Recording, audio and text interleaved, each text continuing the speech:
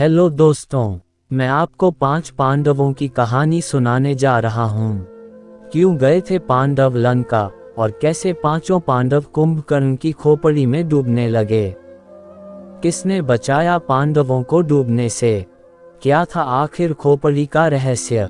ये कथा द्वापर युद्ध के अंतिम चरण की है, जब महाभारत का युद्ध होने वाला था, जिसके चलते कौरव और पांडव अपनी -2 सेना एकत्रित करने में लगे थे। कौरव और पांडव दोनों पक्ष को सेनाओं की आवश्यकता थी, इसलिए दोनों पक्ष अपने सगे संबंधियों या जानकारों को युद्ध के लिए आमंत्रण भेज रहे थे। एक दिन पांडव अपनी माता कुंती के पास गए, जहां उन्होंने चिंतित होते हुए कहा कि माता, ये युद्ध हम कैसे जीतेंगे, क्योंकि कौरवों के पास सेना की तादाद ज्यादा है। तभी माता कुंती पांडवों को सेना के लिए दक्षिण दिशा में जाने की बात कहती है, जहां पर मौजूद थी लंका। मंदोदरी से मिलने पहुंचे पांचों पांडव माता कुंती से आज्ञा लेकर लंका के लिए निकल गए। रास्ते में उन्होंने भगवान शिव के दर्शन किए। लंका तक जाने का इकलौता मार्ग था राम सेतु, जो कि उस समय टूटा हुआ था, इसलिए लंका जाने के लिए उस क्षेत्र के लोग राम सेतु की मरम्मत किया करते थे। उसी सेतु के माध्यम से पांडव लंका पहुँचे। तब उन्होंने वहां पहुंचकर माता मंदोदरी से भेंट की। माता मंदोदरी से मिलते ही पांडवों ने माता मंदोदरी को प्रणाम किया और कहा कि आर्यावर्त में अधर्म फैल चुका है। माता मंदोदरी से मांगी मदद, जिसके चलते हमें अपने सगे संबंधियों के साथ एक विशाल युद्ध में कूदना पड़ रहा है, जो धर्म और अधर्म की डोर को समेटे हुआ है।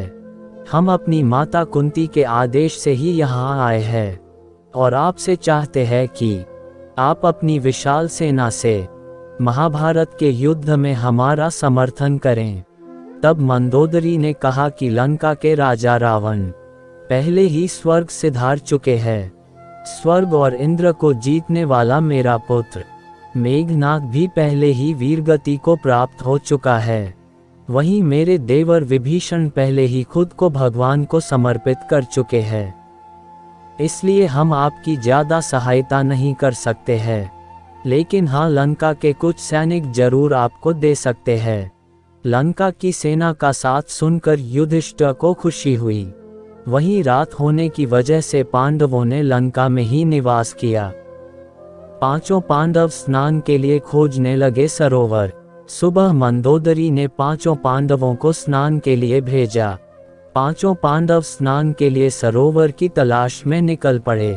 तभी उन्हें एक सरोवर दिखा, लेकिन आपको बता दें कि वो सरोवर नहीं बल्कि कुंभकर्ण की खोपड़ी थी। जैसे ही पांचों पांडव स्नान के लिए खोपड़ी में उतरे तो पांचों उस सरोवर में डूबने लगे। उन्हें कुछ समझ नहीं आ रहा था कि आखिरकार उनके साथ ऐसा क्यों हो रहा है। तभी वहां मौजूद एक गांव वाले ने पांडवों को खोपड़ी में डूबते देखा और यह बात जाकर माता मंदोदरी को बताई। मंदोदरी पांडवों की मदद के लिए सरोवर पहुंची। मंदोदरी ने खोपड़ी को उल्टाकर बचाई पांडवों की जान। उन्होंने खोपड़ी को उल्टा किया और पांडवों को डूबने से बचाया। पांडवों ने माता मंदोदरी से पूछा कि आपने सरोवर को कैसे उल्टाया। तभी माता मंदोदरी बताती है कि सरोवर नहीं बल्कि मेरे देवर कुंभकर्ण की खोपड़ी है। ये सब सुनते ही पांचों पांडव एक पल के लिए हैरान रह गए। इसी के साथ माता मंदोदरी ने पांडवों को रावण की कथा भी सुनाई कि कैसे वो अधर्म के मार्ग पर चलते हुए भगवान श्री राम के हाथों मारे गए।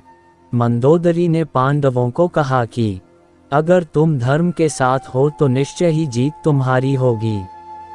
तुम्हारी सेना बड़ी हो या छोटी, उससे कोई भी फर्क नहीं पड़ता। और इस तरह पांचों पांडवों को माता मंदोदरी से एक सीख मिली।